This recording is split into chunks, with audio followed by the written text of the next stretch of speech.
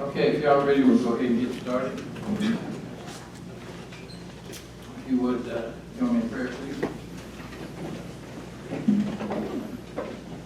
Father, we thank you for the opportunity to join with our neighbors again tonight to do the business of the county. We pray for your guidance, that the decisions that we make would be those that benefit the people most here. We pray, Father, that you would watch over our first responders, keep them safe, and also those who put their lives, all those who put their lives at risk for every day to protect our freedoms. Pray that you would watch over those who are sick and keep them comforted. We ask these things, Father, in Jesus' name. Amen. Amen. Pledge allegiance to the flag of the United States of America and to the republic for which it stands, one nation, under God, indivisible, with liberty and justice for all.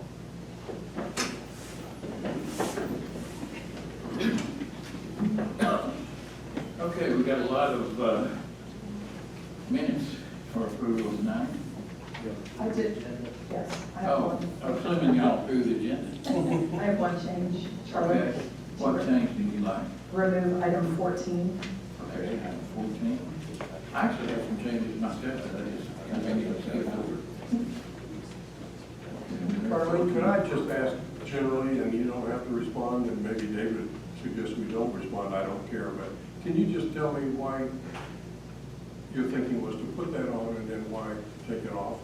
And if not, I'm fine. That's just a question I have in my mind. Yes, I had someone come to me that was interested in opening and starting a hard cider, and we thought the ordinance needed to be changed, but in actuality it does not. It does, they can ask for.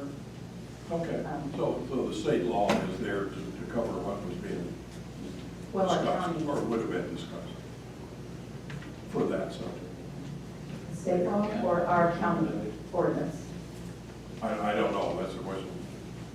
I don't mean to confuse things, but. Are you asking, or are you stating? No, I don't know the answer to that. So the person that came to me that asked about starting a hard cider farm. Right, I mean, right. one of our, Business, whatever. yes. Okay, that's fine. And we thought we might need to change our ordinance, but in actuality, we do not.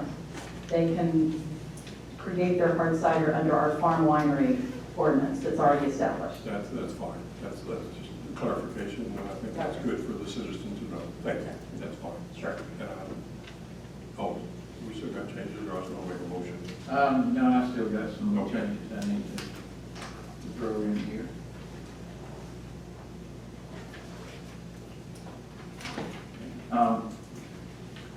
I would like to add, and this would all be under new business before number one, approval for the mass contract for the following year. We discussed that. It's we have to do it every year, and we just got it recently. Have a short fuse on it. Also, then the Board of Health has requested that we renew a memorandum of understanding with them regarding the supply of vaccines and such that they keep around the country. This is the one that states that in the event of emergency where we have to pull from that store, that the sheriff will provide this for it. I spoke with the sheriff last year before he signed it. He's familiar with it, says that's standard, he's fine with it. But it does have to be approved every year, so I'd like to add that in here. It's my understanding that item 11 is to be deleted, is that correct?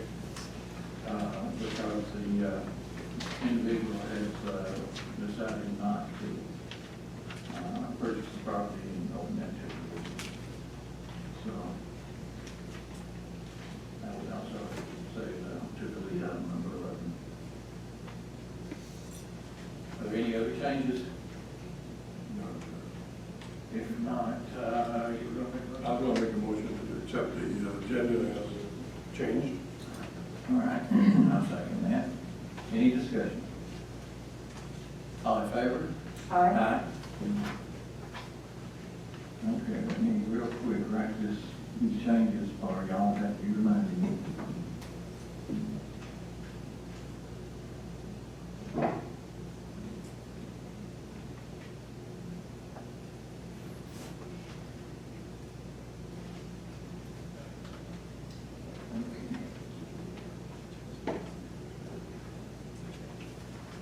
Now, we have a number of minutes to approve.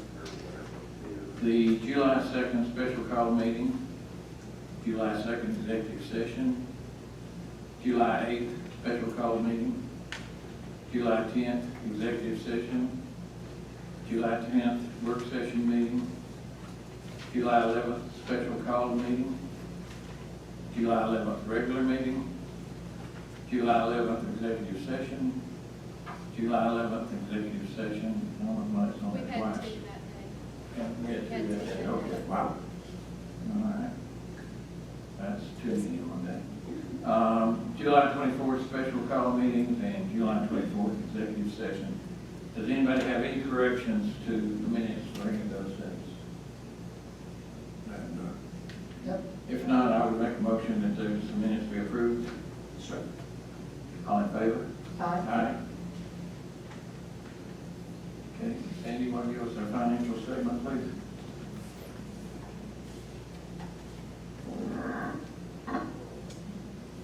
This is the financial statement for July 31st. Each department should be at 58% of their budget, of their expenditure budget. Departments over budget at July 31st are the animal shelter at 60%, the sheriff's office at 59%, detention center 65%, Superior Court 65%, solid waste 60%. Overall, we are at 40% of the total revenue budget received and 57% of the total expenditure budget used. Total revenue received to date, $9,077,906. Total expenditures to date, $12,917,766. Any questions on the financial report? Thanks, Sandy. Which brings us to citizens wishing to speak. Anybody that would like to speak on any topic, just please come to the podium and give your name and make your comments.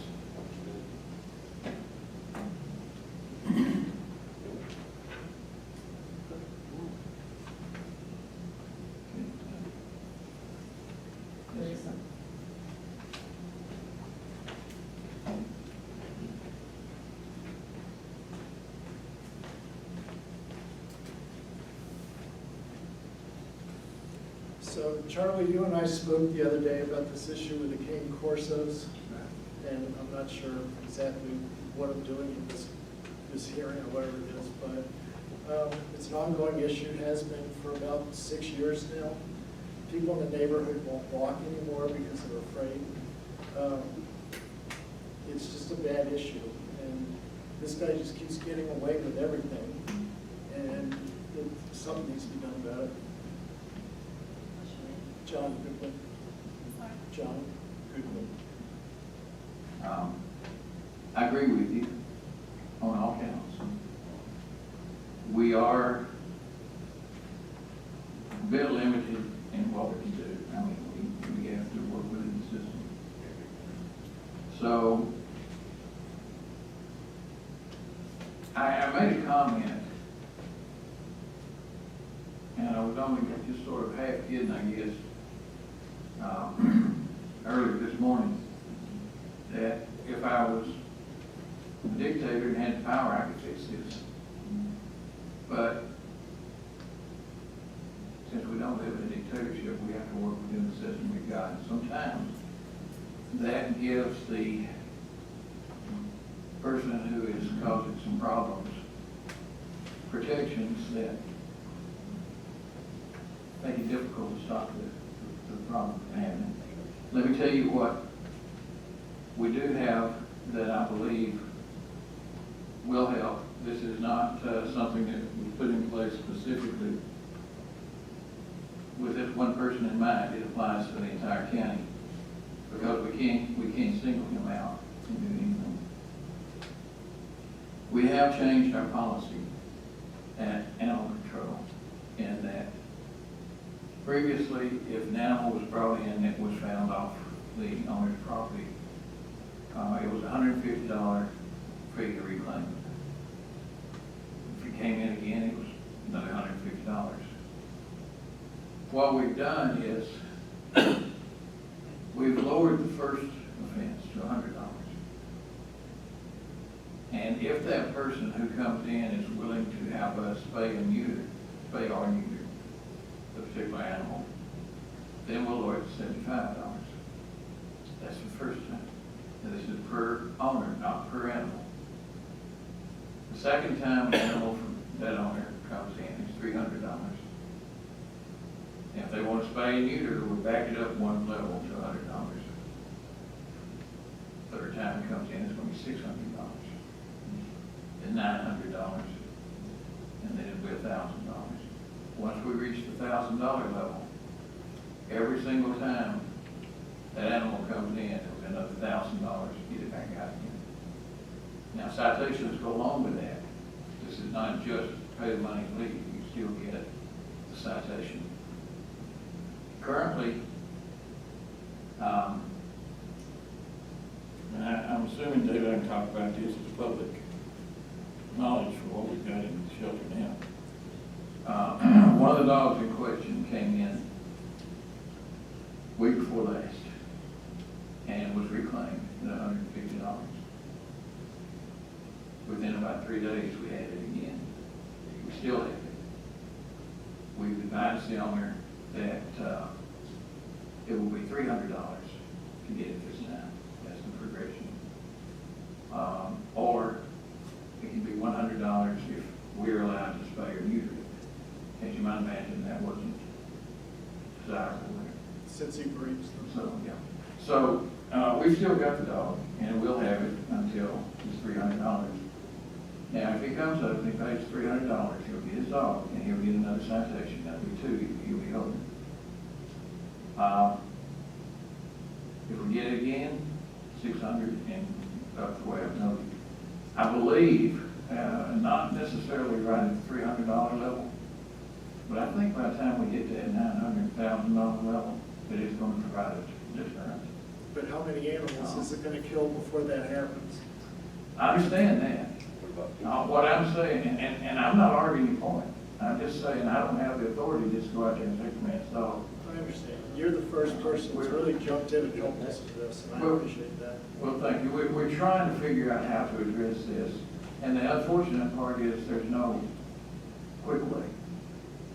We have to put something like this in place. But now we'll say this too, and this is going to come as a surprise to my two post commissioners here because it was just discussed yesterday when we were trying to figure some of this stuff out.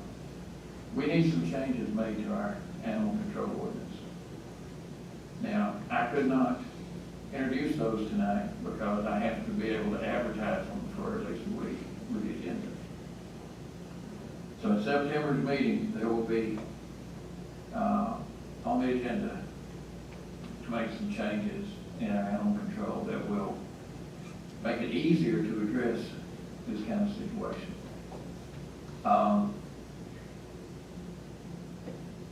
It takes 3 months to change an ordinance.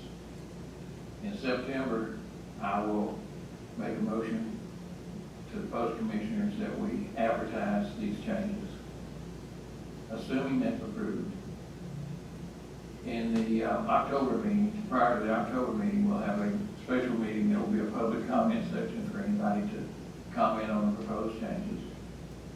That'll be followed by the regular October meeting where the motion will be made to continue this to December.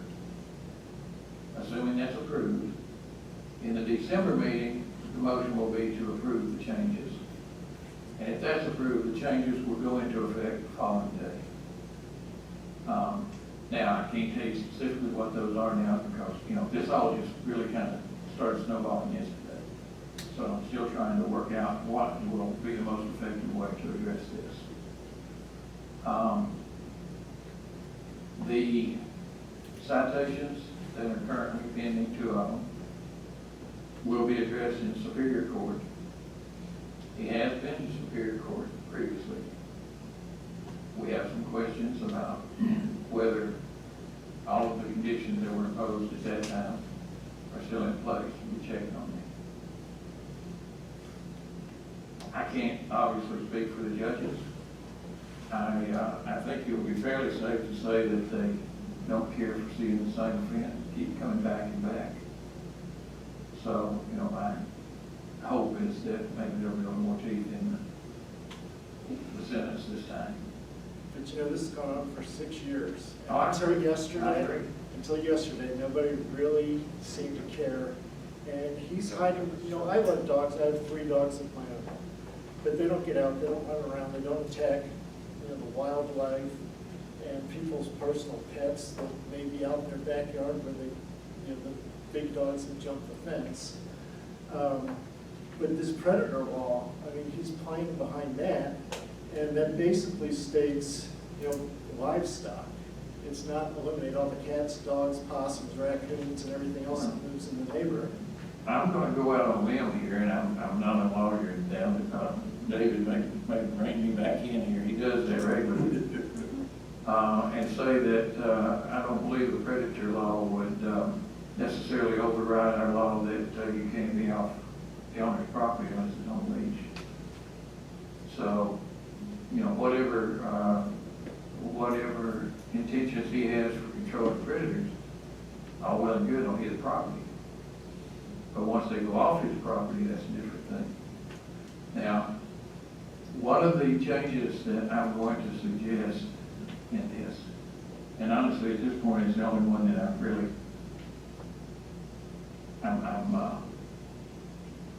certain on. Unless I run into, I'm butting my head against some state law or something.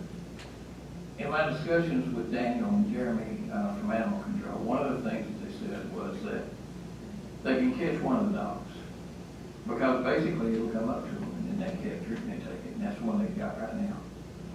That's the male dog. But the female won't come around them. What happens is if they get out and they see it, it runs, and they can't catch it. Right now, they can only bring a dog in if they can catch it off the owner's property. The change I'm going to suggest is that if somebody can photograph that dog off property with some timestamps or witnesses or something to validate that this dog was at this location on this day, then I think we ought to be able to just go up to the guy's house and say, give me your dog. I agree. So that's one of the things that I'm going to propose, and we'll, hopefully that won't be butting up against some other law that makes us have to back off from it. But that'll solve the problem. Yeah, we see it, we know it's out there, but we can't catch it. So there's, I guess the bottom line is this is not something that one solution's going to fix. Be nice if it was. Be nice if we could just go out there and say, look, it's been 6 years, enough's enough, we're taking your dogs. Can't do that. So what we're hoping is that with the fee schedule we've got in place, with the changes that we've been making to the ordinance, with the, hopefully the cooperation of the Superior Court when they, as I believe they will, get tired of seeing the same guy coming to them for the same offense. Between all that, I'm hoping that we can squelch this. Again, it won't be a tomorrow fix, Right. but we are going to not give up on it. Now, is he allowed to breed these dogs and sell them on his private property? I asked that question today, and I think, correct me here, David, I think the answer depends on whether it's a bona fide business or a hobby. And I guarantee you which one he's going to say it is. Well, I know, but it is business. He's a puppy going on, and that female's pregnant, every time she can get pregnant. And that's why nobody's seen the female lately, because she's nursing puppies. Well, anything we can do there. Again, one of those things that we just need solid proof of, evidence. But even on the breeding aspect, I mean, unless it can be shown that it's a commercial enterprise, and that's always a factual determination, and even if we were able to prove that it is a commercial enterprise, the only ordinance that I know of that he would be violating is the page of saying the business license for that purposes. Because I don't know that, well, he may be violating homeowners association ordinances, or covenants rather. Either, I'd have to look at the land use, but, the occasional breeding, is not something the county's ever got in the business of regulating, at this point in time. And I don't think it wants to get into that business because of the number of occasional owners that do breed dogs occasionally. So, I don't think that that is the strength of how the county needs to approach this problem at this point in time. Now, Tom has a video of this dog killing a cat on somebody else's property. I mean, and in 2014, there was another major attack. Hopefully this law works. Well, we certainly do appreciate the use of learning of the video, but in our discussion with the animal control officers yesterday, each time that they would attempt to cite him and take him to court, the witnesses would either fail to cooperate or just simply did not show. And you have to understand, the county can do everything it can possibly do, but if the witnesses fail to show or simply do not cooperate, then that makes the case a non-prosecutable case for all intents and purposes. So it's going to take cooperation not only of the county in strengthening the animal control ordinance, but also those that witness this incident and being able to share that and being willing to step forward in court to provide that testimony. Now, it's kind of interesting that each time something happens, we come and do this. And like our spokesperson tonight, last night, 11:30, sent me a message saying, I'm not going, I'm out of this, I'm wiping my hands clean of it. Almost like it was a threat. I can't say it was a threat, I don't know. But each time, the major witness always backs out the last minute. And that may be the case, but I do know that the direction that the board is intending to take is to fulfill its objective of strengthening the animal control ordinance and giving it a little bit more teeth in this situation. And I know that that's the intention of Charlie, and I think both the folks will concur and agree, just as long as we can work this thing through, you'll have an ordinance that hopefully will have a whole lot more strength to it. But in the meantime, if these dogs come on your property, I provided 2 telephone numbers yesterday. If you don't have them, I'm happy to give them to you. And I have instructed animal control that if it's a weekend and they get a call that one of these dogs is on people's property, you go. It's something we're taking very seriously, and we do want to do all we can to protect people and protect the animals while we're trying to work through all this. We just need y'all to call one of those 2 numbers when the dogs are out there. And if it does something, we have to be able to prove it. A video will certainly do that. And we have to have people that are willing to go to court and, for lack of a better term, stand up to this guy.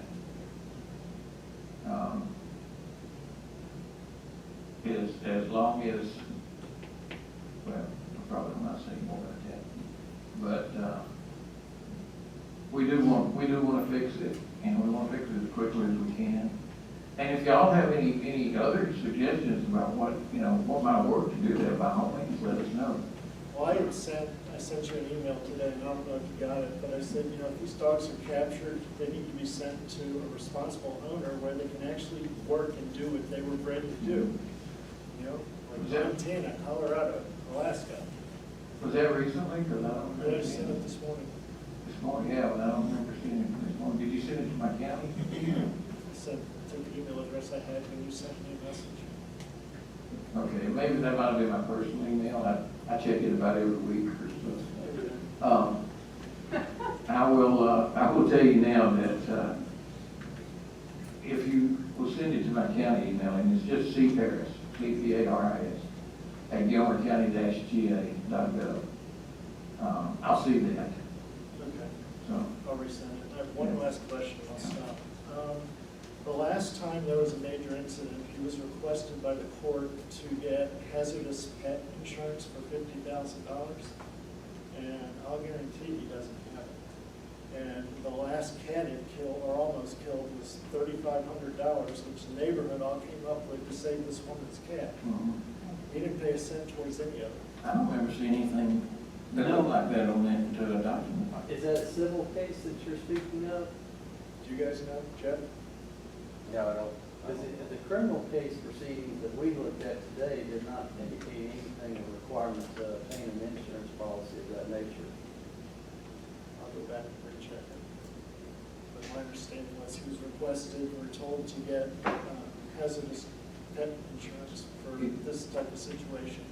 If you can give me the case number, the date, time, the judge, and something, a starting point, and we can find them, we will certainly pursue that. Yeah, do bear in mind that that's out of the judiciary, that's out of the court system, so they're the ones that necessarily have to enforce that. All we can do is pass along that information either to the judiciary bench or to the district attorney's office and letting them know that that's not been complied with.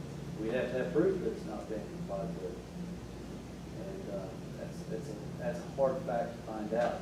But can animal control confront him and say, we need to see proof of your insurance policy on your dogs? I think we could probably ask to see that, but I think where the proof is going to come in is you would have to be able to prove that it was one of his dogs that injured the cat. Well, how about a video that shows the cat and its mouth dead? That'd do it. Well, now, but the one you were talking about, though, wasn't killed, it was injured for $3,500. Yeah, but the video he has is Yeah. mutilated, this poor cat. Was that video taken after the court told him he had to have that policy, though? Tom? It was in November of 2017. Probably before, but we can check the dates. Okay. All right, well, thank you for hearing us. Yes, sir. I really appreciate everything you've done so far. Thank you. Thank you. And we're sorry, I mean, truly sorry, and you did the right thing by speaking up and coming to us. Yes. Mr. Parrish, may I? Yeah, One please. moment, thank you, sir.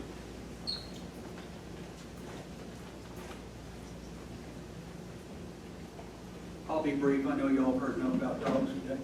But it's my understanding that there is a state dangerous animal law that requires the person in charge of animal control to declare an animal a danger and require that $50,000 bond if that animal injures a pet, livestock, or a human being. Now, that's a requirement. It doesn't say you may declare it a dangerous animal. It says you must. And the person that is put in charge of that is the person the county designates as being in charge of animal control. So the way I read the law, and I'm no lawyer, is that Daniel can declare one of these dogs or both of them dangerous animals if they do one of those three things. Would we have to have proof? Will we have to be able to prove that they did that to make that I'm declaration? trying to look at the code section on it real quick.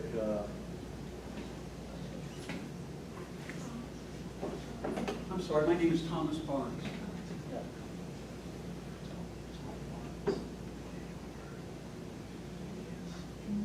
Yeah, we have to have proof of it, and I think that's been another issue again that Daniel's run up against is each time that we've had. But doesn't that put the onus on the county now instead of the courts to do that? In terms of requiring the policy that perhaps. Correct, sir. Yeah. But you still would have to be able, we would have to have proof Oh, I understand that. that they, Yeah, but what I was speaking to was, I believe, what y'all were saying about, well, that has to come from the court. And it's my understanding it does not. It can come from Daniel. the insurance policy perhaps could come from Is that that. correct? And What the you read? the issuance of the citation for owning a dangerous dog can come, but it'll all be heard in court. We can't just simply, as a county, make a decision unilaterally in a lot of respects. That's the unfortunate part about it. You got to establish that the ordinance was violated. But that would be the charge, though, would be the dangerous animal charge, correct? if you could prove that it injured another animal or a person, And again, please understand that, I mean, the county wants to do everything that it can do. However, just simply, that's been the biggest problem from speaking with Daniel and Jeremy is that each time an incident is raised and brought to their attention and they feel like they've got a solid case, all of a sudden nobody wants to participate or to assist. And that's going to be the key element here. I mean, if y'all are seeing it occurring and you've got an ability to share that, then it needs to be shared. And it is shared initially when the incident is initially reported. However, when it comes time to actually prove the element, then that's when the witnesses don't necessarily assist or participate or show up, unfortunately. Well, okay, I won't get into any more. I appreciate your time. Thank you. thank you. Do you want to see the video?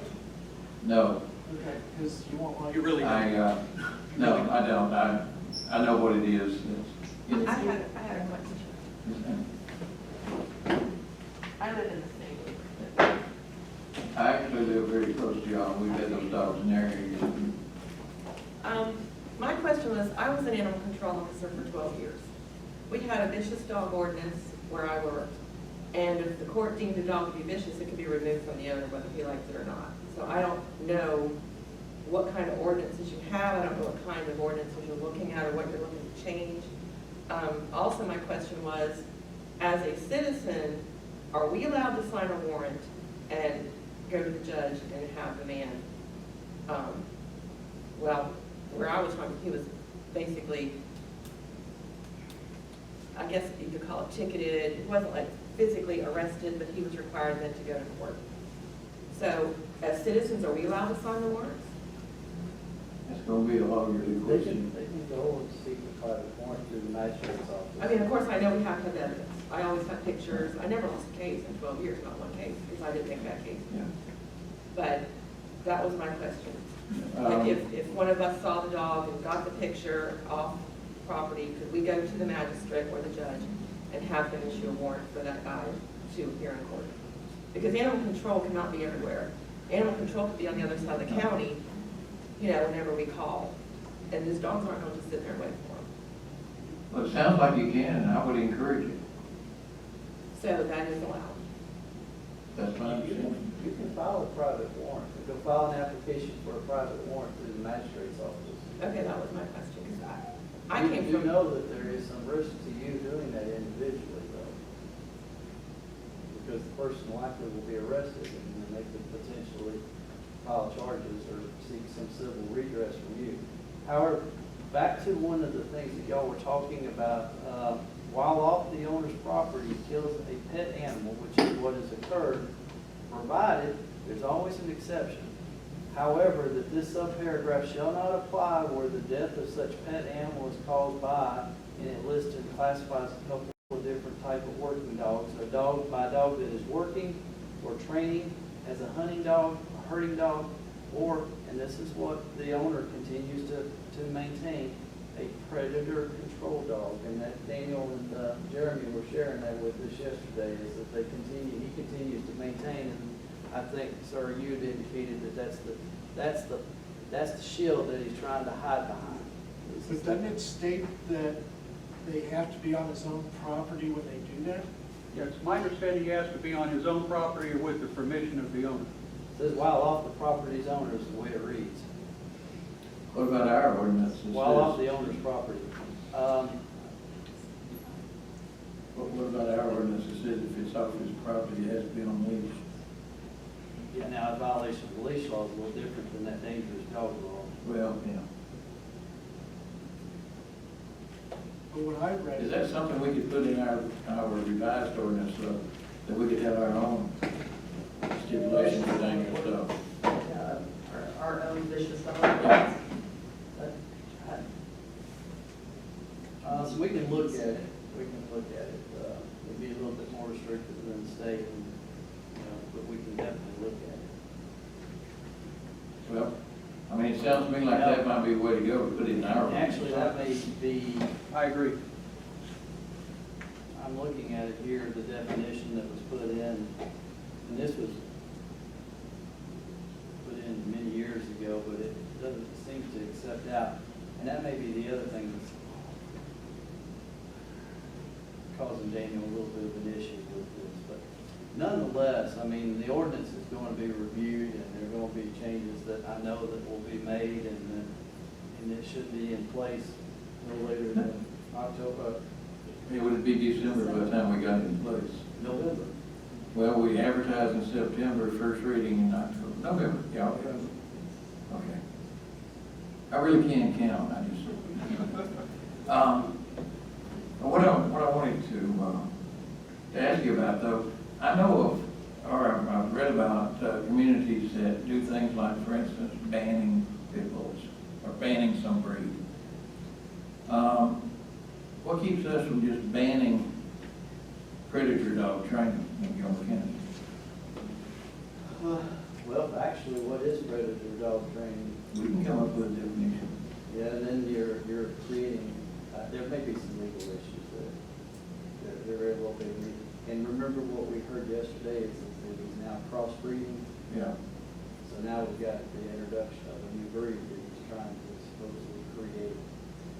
So even if it's kind of like if you catch them at one thing, and the next thing you know, they've changed the composition of, in this situation, the DNA of the dog. But I'm not talking about banning a breed, I'm talking about banning the act of training predator dogs in Gilmer County.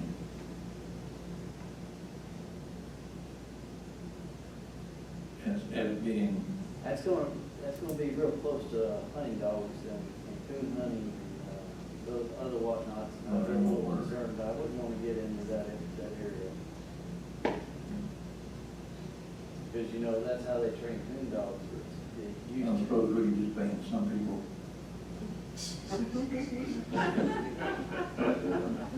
Just a thought. Charlie, the sad part is, harm is gonna come to these dogs eventually. I mean, everybody in that neighborhood's on alert now, and probably everybody has a gun in their home. And I'm not saying I don't wanna kill the dog, because it's not the dog's fault, it's the owner's fault. But he is so naive in making money with these dogs that they're gonna get hurt or killed, and, you know. Well, that was a comment that I made yesterday. I think it's inevitable, if this goes on long enough, that one of these dogs is gonna get killed or hurt. And it may well be while they're attacking something, and it's justifiable to shoot them. It's still not the dog's fault. I agree. It's the owner's fault. Absolutely. But you can't shoot the owner. Well, you That's, can. not gonna go there. So, well, I think though, what we have seen is that there's different ways that we can approach this. And my own particular preference is to hit them all. So hopefully we can just, between the new ordinance and the new fine structure and the citations, you know, maybe we can encourage him, if he wants to continue to do this, to do it someplace else. That'll be an issue there for some other people. Well, and when I say someplace else, I'm specifically meaning someplace else outside of Gilmer, because if he just moves to the other side of the county, my problem doesn't get solved, you know. Right. Well, I'll just be looking at a different group of people. The important thing is that I do want people to know that we're doing everything we can think of to do. But you've been wonderful, thank you. Well, thank you. And if anybody else comes up with, some other suggestions, let us know. I mean, anything we can come up with, the more we can attack this from different directions, the better off we'll be. And ultimately, the better off those dogs will be, Exactly. and everybody else's dogs too. Yes. All right, any other comments that anyone would like to make? Yes, sir.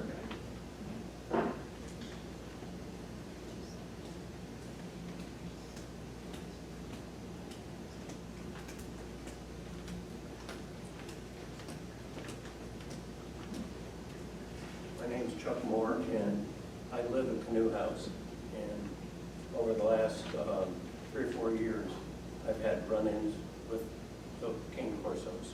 Yes, sir. And out on my walks with my wife and I always carry a boat air horn. And when the dogs approach me, you let that air horn go, and they scatter. So for a temporary safety measure, if you're out and about, or you want to walk in your neighborhood, and even the animals around your house, if you let that air horn go, those dogs scatter. That They don't want could any be, part of it. that could be a very good safety tip for So, the time it takes us to get yeah, down. until you enact your stops, Right, that would be a good safety it measure. would be, yes. So, anyway. Thank you. Yeah. Thank you. Okay. Anybody else on any subject? If not, we will go on to the next item of business, which is the MATS contract. This is the yearly contract that we have to sign for these folks. And we need a resolution for that, and I would make a motion that y'all would authorize me to sign the MATS contract. Second. Any discussion? All in favor? Aye. The next one is the MOU that we discussed from the Board of Health. Y'all have a copy of it there.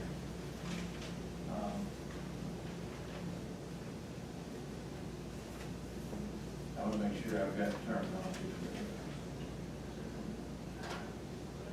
This is regarding the strategic national stockpile, large supply of life-saving pharmaceuticals and medical material that can be activated for Gilmer County. And what this says is, if it is activated for Gilmer County, then we will provide an escort.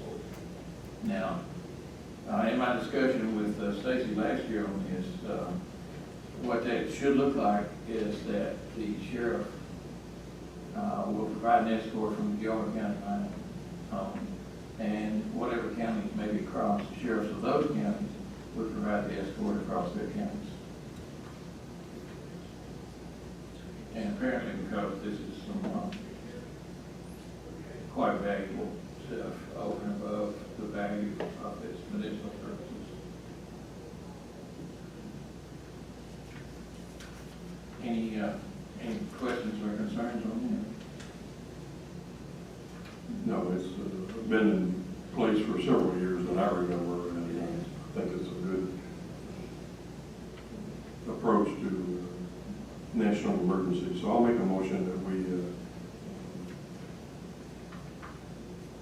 approve the memo of understanding for the strategic national stockpile. And that will be done through the public health center here. both departments? Department, yes. Second. Sorry. In fact, there who requested that we sign this public health department. Okay, we have a motion and a second. Is there any discussion on it? All in favor? Aye. Discussion and possible action on the pool. I do have a little bit of an update to give you. I had a good conversation yesterday evening with Matt Williams, our railroad attorney specialist. He looked at the contract. He says that it's basically just a standard contract. And in fact, I thought it might have been one he wrote a few years ago for the railroads.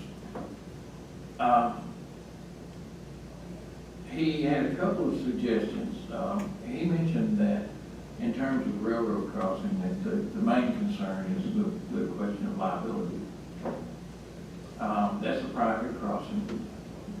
And in terms of a private crossing, the railroad has the brunt of the liability there. And so they're going to want to look after themselves and protect themselves.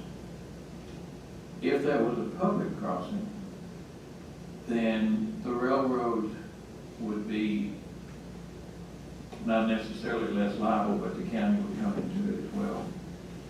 What he's saying is, in the case of a public crossing, county has sovereign immunity to a certain level, The railroad does not. And his recollection, though, was that there was a change recently that said that the county could not indemnify the railroad, and suggested that I verify that with you, since that was more a county issue. I believe there's a case directly on point. Yeah. So it's not as simple as just saying, okay, fine, we'll take out an insurance policy and you won't have to worry about it. He talked about a thing called a manual of uniform traffic control devices. And this is a nationwide document that basically says what signs have to look like. If you got a stop sign, it must be an optical. It must be red, it must only say stop. And the idea is that no matter where you go, the same shape, coloration, the same signs you identify with mean the same thing. Now, if we are a public crossing, then we would have a diagnostic study by a team of traffic engineers, and they would tell us from this uniform traffic control document which devices we needed to, and which signs we needed to put in place.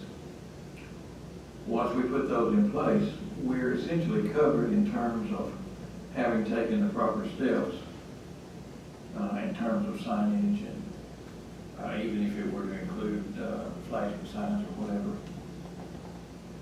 If we stay with private crossing, there is no requirement that we utilize this this document. We basically can put, or the railroad basically can put out whatever they want.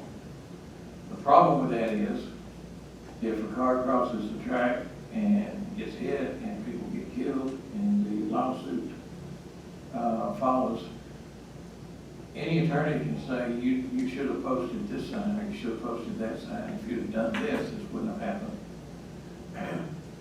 Whereas if it was a public crossing and it was under the control of this document with the study by the traffic engineers, that would not be it would not be as much of an issue.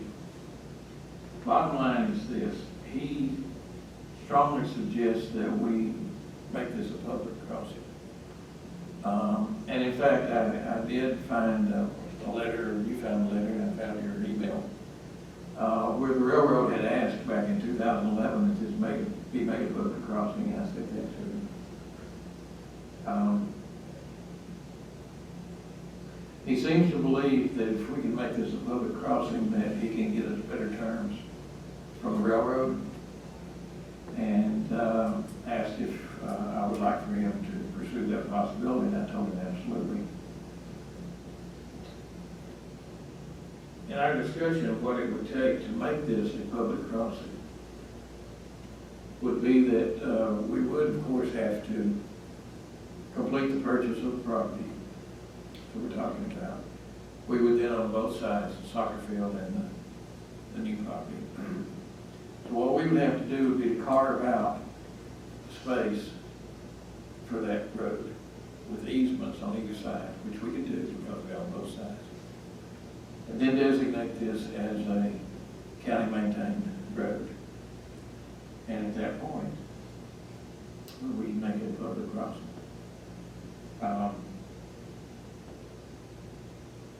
That's going to be my recommendation if he can get us a better deal for that. So that's what we're waiting on. He will approach the railroad to see if this can be converted to a public crossing, and if so, what terms that they would want to have. So that will change what they asked us for initially. Yes. And they could, Well, ideally, to make it more favorable to us. What he said is that there would be benefits to us, but there would be benefits to the railroad as well. So there would be incentives on both sides to do that. Now, what those benefits to us are, we'll have to wait and see what he negotiates, what the railroad's willing to do. Essentially, it puts that crossing, though, in our hands. We decide what to put there, and we certainly want to do it based on using this traffic study and this document to cover ourselves.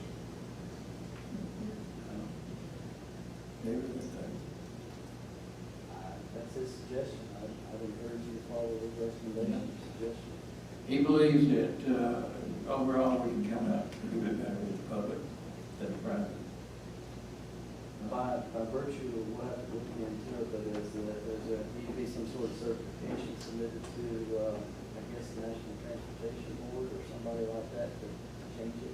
Because if you'll recall, Dallas had provided something that showed it was a private crossing, some sort of, It was a database, I don't know beyond, it was a national database, and that's all I if know. we go through all the mechanics of what the county would need to do to make it a public road and to make it a county maintained road, and we'll probably have to see what he suggests as far as actually Yeah. putting it within the database of records. Very likely we'll have to do that, but that would be for him to take care of. Charlie, did we have a rough draft or a template from the railroad for a contract? Didn't we get something Yeah. originally that you gave to the lawyer? And he had reviewed that, and you had reviewed that, correct? David? I thought Carlene sent it to everybody. The question I have is, does that change depending on which way we decide to go? Yeah, Public or private? that's based on private. That was based on And if you private, go- that's what I wanted to know. If you I go couldn't to a remember. public solution, that would change. I got you. Hopefully to our benefit, but at the same time, when we can, it would be railroad. So there's a real good chance that they would be amenable to it, particularly since they actually asked us to do it back in 2011. It's a work in progress, I just wanted to kind of bring it all up. Thank you. Update, I don't know where we are with it. Charlie, may I request just to make some comments relative to the pool? And Yeah. I hate to take time, I know time is limited, and I'm always too wordy. But I want to just make some comments because I think they need to be re-emphasized to our, and particularly in light of something you also discussed or announced or whatever about some free dirt yesterday that you had mentioned. I think that was public, or Jim did. Yeah. So there's new news that I kind of like to comment on. I know earlier this year we were offered land across the river from our current pool for use for recreational purposes, and it was offered free. We have, I think, discovered and confirmed that it is in a floodplain primarily, not totally. We do not know exactly the composition of the soil that's there, but my personal opinion is that it's probably some good river soil moist there from previous floods. But anyway, we do know that land currently has no public vehicle access for the reasons we just talked about, and that's being worked across the railroad crossing. To my knowledge, there's no existing utility hookups that will be added to that if we use that site. And as Jim mentioned yesterday, the DOT offered some dirt from the 382 extension. That was offered for free, and I believe you said they would deliver it to a location of our choosing. I think so. Which is a nice gesture on their hands. And I just want to say that I think that particularly Charlie, you and Carlene are probably favoring that location over any other, and that's what I understand. I have spoken out against that location for various reasons, and that's really what I'm doing tonight. I did notice in the paper yesterday, when I saw it, that the school board is working towards their construction of their elementary school at Clear Creek, and the architect there made a statement that stuck with me, and I'm going to repeat it for our benefit here. He basically said, we're going to tabletop this hill, talking about the location for the school, but the best thing about this is we're going to sit the school on cut earth. We're not going to sit it on fill. We're going to sit it on earth that has been cut down and compacted by nature for billions of years. I don't know who counted those years, but that's okay. The point he's making is we're not building the school on built-up filter. That was the point, I think, that he was making there. We would have to my knowledge, build the school, the pool and rec center on filter on top of the soil that's already there. I do have, and I don't know that I've ever shared this with you, but way back in 2014, Jim may remember some of this history. There was a letter from the state DOT engineer, materials engineer, talking about the dirt from the 382 extension project that states that it is not to be used under any type of structure or roadway, and it should only be used for filling ditches and grassing over it. I did talk to that person years ago, Mr. John Martin, and he called the particular soil that they tested, and I do not have in my hand what soil physically, where it was they tested out there for that project. He called it junk soil. In talking to Lloyd, there are generally two kinds of soil. We either get good clay, buildable, compactable, construction-worthy soil, or we get soil that is unusable. I kind of wonder why the Department of Transportation is willing to give away good soil that might have value to someone building buildings and construction and things.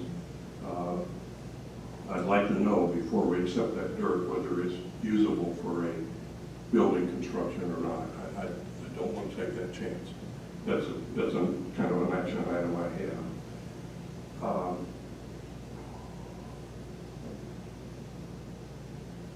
Here's my summary of this whole location. The land was offered free, and I'm going to make my personal opinion that was because it was not valuable for commercial or industrial use, so that it was not sellable or saleable. The soil was free because it may be, and I do not know this, useless for construction site use. What bothers me most is that this proposed site in the plan for the future, from this plan is identical to the location in the plan that was used to build the old pool. We're talking about building on a floodplain on top of river bottom soil and fill dirt, which is exactly what happened with the old pool, in which Chairman, you have agreed and decided that that was a danger and would be a safety hazard. And I do not want to be building the same situation again with the pool. So I'm being negative here. I support strongly the creation and construction of a pool for the county use. I will not, have not, and probably won't in the future support this particular site for those kind of reasons. I just want to lay that out and let you think about it, particularly in light of the new news about the soil and things. And I appreciate your patience and listening. Thank you. Well, you make some good points. Obviously, we want to check the soil, make sure it's something we can use before we accept it. I would mention that we do have a soil analysis in progress right now for that particular location. That's correct. And so we should know exactly what we've got and what we need. I do believe, though, that you're incorrect on a couple of things. You mentioned that the property was free, and that's probably because there's difficulty building, maybe not saleable. In fact, That's the my property only is, opinion. That's an opinion. well, in fact, the property is not free. I think the price for that property is $270,000. The reason that that location was offered to us, it would be free to us, Yes. is not because they weren't able to sell it, so they're going to give it to us. It's because our only other option is Clear Creek. And the mayor and city council of East Delaware felt strongly enough that that project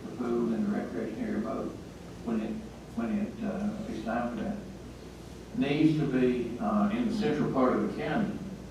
They felt so strongly about that they decided they would pay $270,000 for the property and then essentially donate it to us as a place to build a pool as an alternative to Clear Creek. Now that particular plan is morphed just a little bit into the fact that we would buy the property, the $270,000, and they would reimburse us, but the net effect is the same. Right. So it wasn't selected because they couldn't sell it and there was nothing else that could be done there. It was because the city of East LJ wanted a better solution than Clear Creek, and we're really willing to bump up $270,000 in order to assure that. As for the soil from the DOT, we'll obviously want to check that and make sure it's something we can use. And if it's not, then, it'd be no benefit to us to accept it. Right. So that's definitely something that we would want to do. I hear a lot about the floodplain, and it's true. This property is, for the most part, within the floodplain. The thing about it is, River Park, basically in its entirety, is in the floodplain. If we would like to make this a part of our centralized recreation area, we just say add it to the River Park facility that we already have and that we're expanding on. We have to set this in the floodplain. The old swimming pool was in the floodplain, and we do have a problem that I did determine, to my personal satisfaction, that it was dangerous at this point. But what I need to point out there is that was after over 40 years of good use.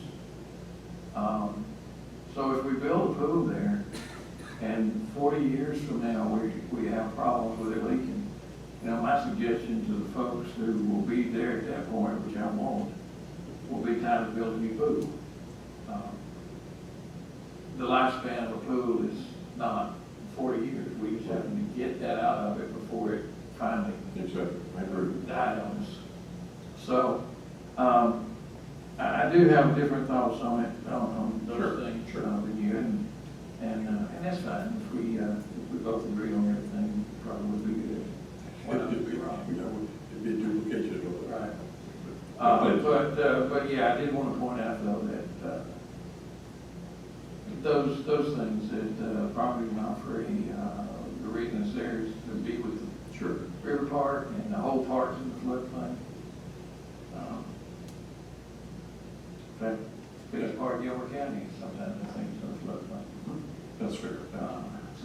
Well, and I would just add on, I do hear you, Dallas, and I appreciate always the thoughts that you bring to the table because they're important and they're meaningful when you bring them to our attention. I will say I do believe I am kind of here and ready for us to face our rivers and to enjoy our rivers more than turn our backs on our rivers.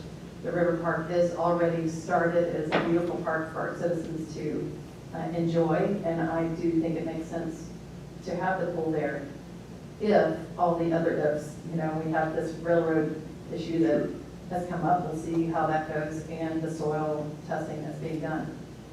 Ideally, I do think it's the best location because it makes sense to continue on for our river park and even across to our soccer fields. And all of the benefits that could go along, like I mentioned before, even our railroad, track through there. So, by bringing attention and us enjoying this, there are many other cities across this country that have built beautiful facilities right on the river. So might it cost more money? It might. And that'll be something that we'll have to, as we come along here, we'll have to decide if it's really worth that location. But I do think it's still the best to pursue. And I know that that's your feeling and your opinion. That's fair, and I respect that too. But I appreciate you bringing up points that you did. Yeah. I just want to throw in one quick comment that has nothing to do with anything that we're talking about. Go for it. I emailed y'all today the document I got from DOT on the Lower Cartier Bridge, Oh, okay. and I copied David on it. And David took it a step further and went to the DOT website and checked into it a little bit. That particular project, according to the DOT, I think we were thinking of 1.2 million is what had been told us by the engineers at the time. DOT says it's going to be a $2.6 million project. And there's one alternate way of building it, but the alternate would be $4 million. So I would just say that by having the DOT agree to build that bridge, we dodged a major bullet on that one. Did you see the estimate for Vanilla Lane? $1.6 million for that little 10-foot Yeah, right. wooden bridge to That's all. replace it. So the lesson learned here is that y'all should be applying annually with the DOT on their bridge replacement program. And what scares me to death after hearing all those figures is when we actually get the real true cost in for the school. I'm hoping that's not going to be a similar situation. Okay, so let's see what we got.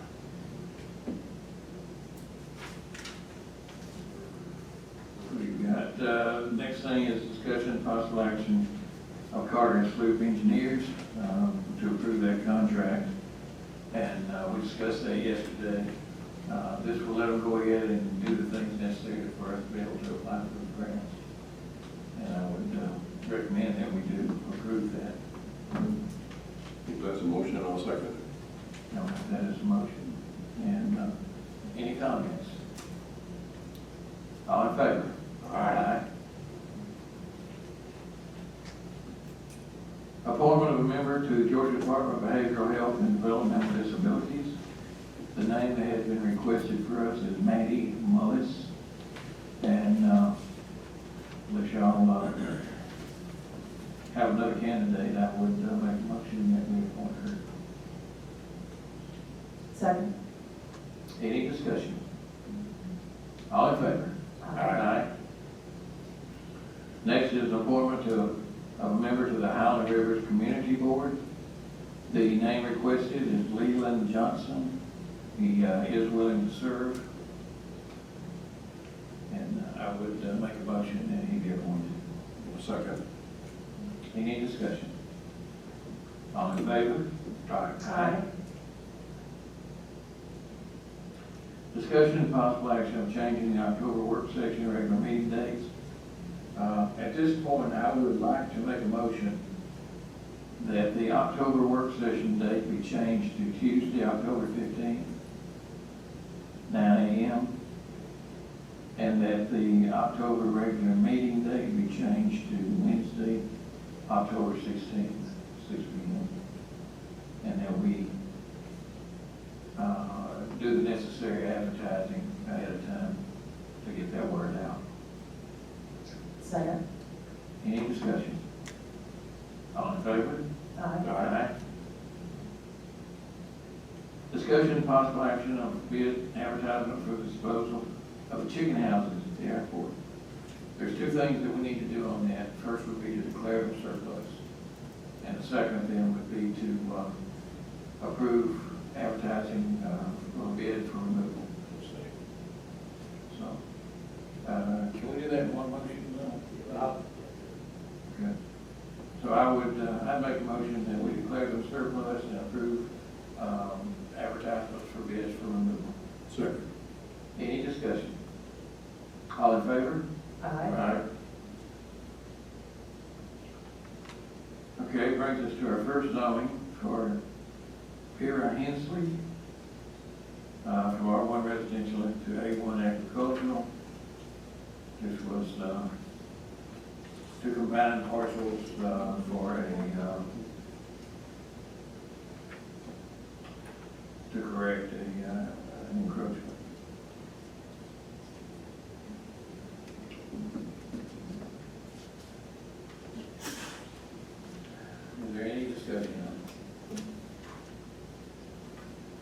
If not, I would make a motion to be approved. Second. All in favor? Aye. Aye. The second is for Tony Arbucci from residential R2 to A1 agricultural to combine with another parcel.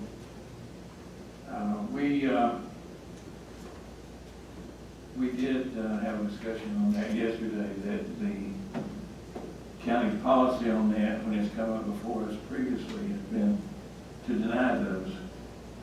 And Karen, thank you, you provided documentation for that. Those that have been denied in the past, we appreciate that.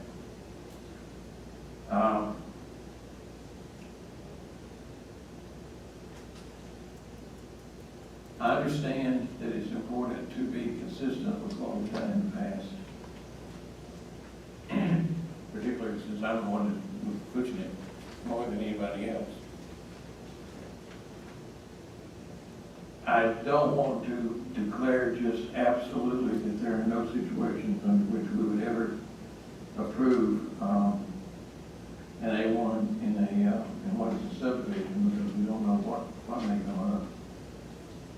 But that aside, I feel like, given my positions previously, that I would have to say that I would not support this.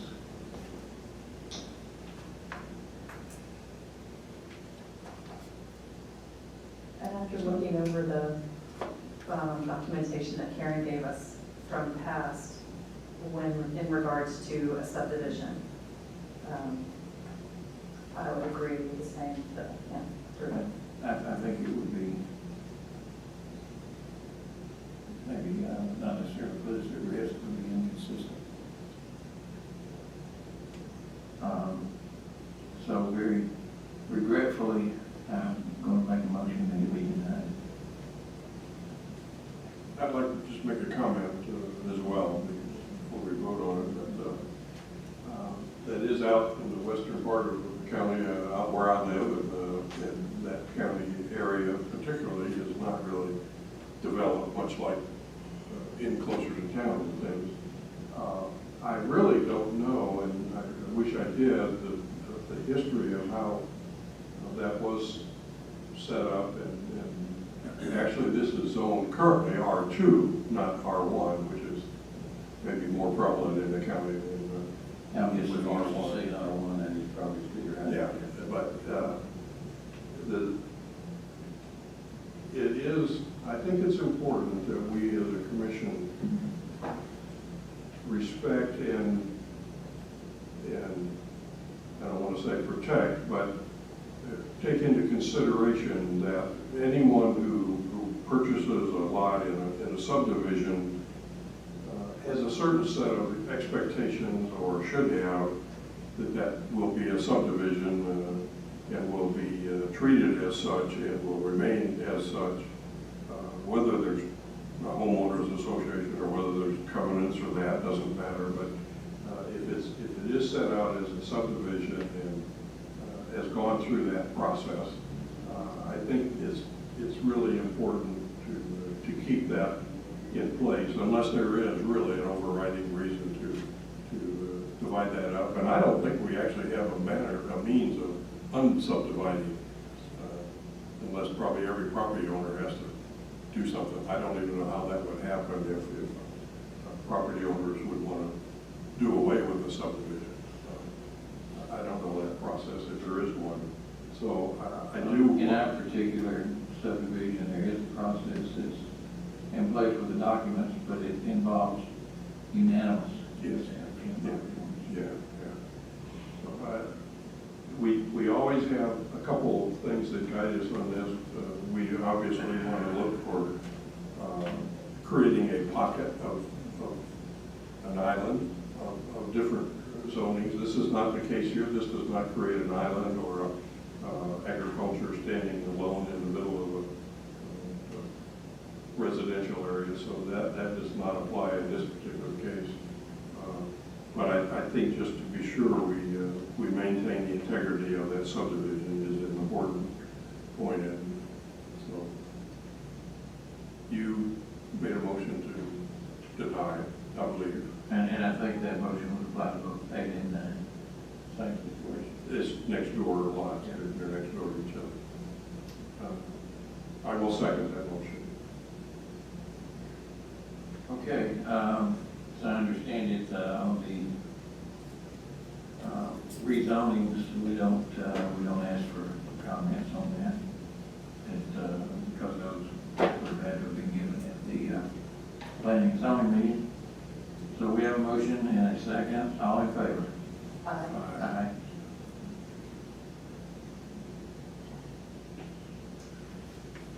Okay, which brings us to West Village. Motion was to vote action Amen. Brings us to West Village Storage, requesting a change from C1 commercial to C1 commercial with conditional use, and this would be for mini warehouse storage units.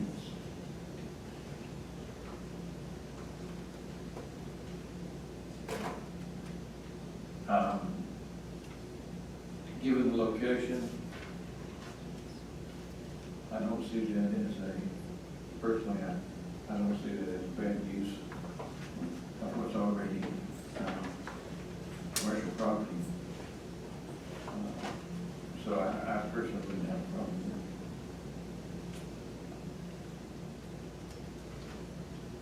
with Yeah, it's, again, out towards the west off of Tails Creek Road and Harold Pritchett Road. I would make a motion we approve this application. it. I would second that. All in favor? Aye. Number 11 has been removed. So item number 12. Actually, item number 12, I think we had decided was something we would have to pursue in association with the budget. I'm not sure there's anything we can do on that tonight other than. No, I don't think there's any decision we could make tonight. I do want to double check, but there was a miscommunication in getting some of the emails sent, and I hope David and you have been caught up on the emails. We are, but the emails that Pam got did not actually include prices. So I think $4. I think the ones I forwarded has that included.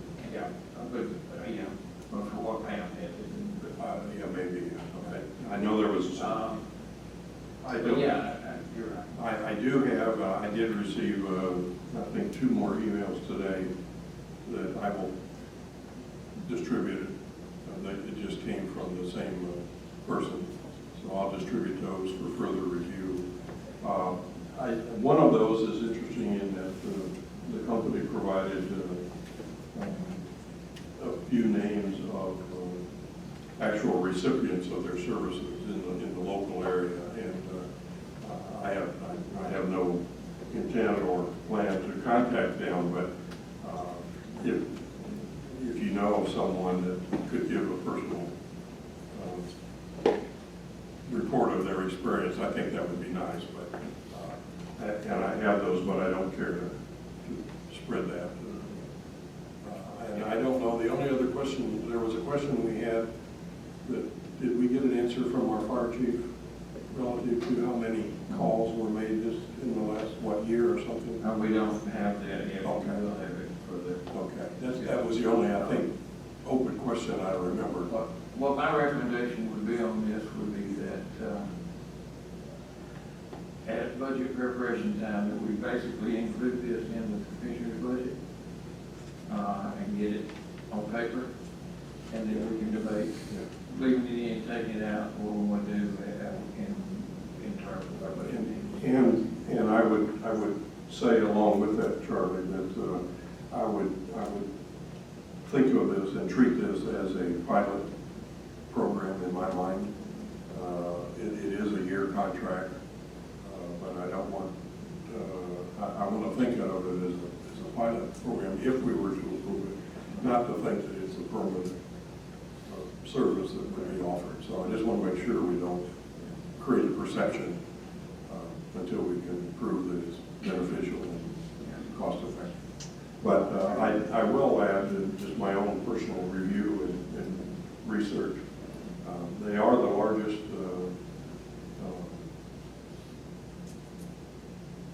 air transport firm for medical purposes in the nation, in Canada, actually. Jim, you remember this, and I think I asked you about this, but I've confirmed today that this air ambulance company actually paid for and developed a legal private GPS approach into our airport on their own, so that they would have the advantage of being able to fly in inclement weather, whereas any other, it is private and exclusive to their use because they paid for it. And that was a benefit.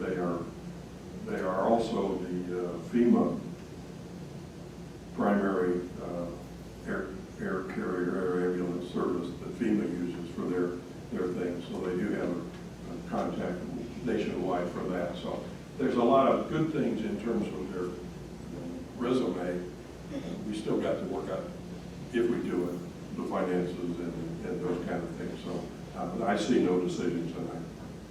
But I will continue to pass on anything that I get from them, or make sure we're all in. Dallas, one of the things that I meant to bring it up yesterday, back a few years ago, I was in communication a lot with the corporate office in Texas.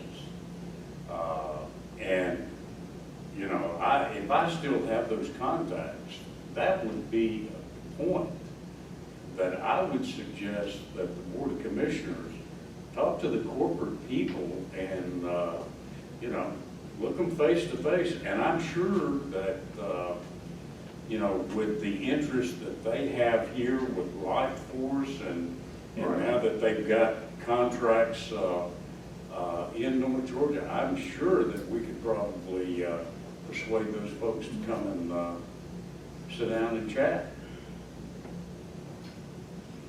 And I'll be happy, if I've still got that, Dallas, I'll be happy to get you that. Yeah, and if not, the rep that covered this area can give it to us. But that's a good point. Evan, let's go ahead and put this back, put this on the September agenda. Yeah, that'll be fine. Because that'll be right before the budget starts. That's fine. And we can update.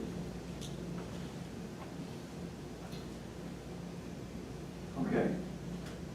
Appointment of county voting delegate for the 2019 ACCG Legislative Leadership Conference. We do have to appoint a single person to cast the vote, whatever votes that are taken there for the county. And I have requested that, and again, I have no problem if we really be. No, absolutely, feels great. I'll make sure you vote properly. All right, I would make them in the form of a motion. I would turn my name in as the Legislative Leadership Conference voting delegate for the meeting. Second. It's in Athens this year. Yes. I'll second that. Any comments? Yeah. Did Carly already do it? I'm sorry. Okay. Okay. All in favor? Aye. Aye. Brings us to the appointment of an ad hoc member to the Highlands River Board. Jean Smiley is currently a regular board member, and she and the board at Highland Rivers are requesting that she be changed to an ad hoc board member, which we probably need to do since we've already voted to replace her. I'll make a motion that we appoint Jean Smiley. Second. Any discussion? Is that as we call it, an ad hoc member? That means there's no term limit or term as opposed to the other positions? Typically an ad hoc member, and I'm not sure how you would have this with to Jean, but is because of some position you hold, and it's for the duration of the position. Like on the Board of Health, I'm an ad hoc member of that board. No. And I will be as long as As long as you're in this position. Gotcha. As soon as I leave, I'm out. So, Okay. I don't know how to apply it. That's okay. I don't know. However they decide, I Right. think. Yeah. No problem. Do we got the second, did we vote on it? I don't think so. I think so. All in favor? Aye. Aye. Okay, last item would be, whether or not to modify our organizational chart. It is my feeling that when we hire a new code enforcement officer, that the new person coming in should not come in as a department head. At some point, maybe, we can make them that. But I would propose that initially, this be a non-department head job for the new guy. And that he would report directly to me, just as James does now. And I will make that in the form of a motion. I know you needed to. Yeah, second, I did look into it, and I'm perfectly fine with that. I just wanted to make sure that there was a code enforcer Yeah. officer, and that, yes, I'm fine with the board to do it. Okay, so we get a second? Yeah, I think Carly did. Okay. Any further discussion? All in favor? Aye. See if I need executive session today. Would anybody like to make a motion to adjourn? I make a motion to adjourn. Second. All in favor? Aye.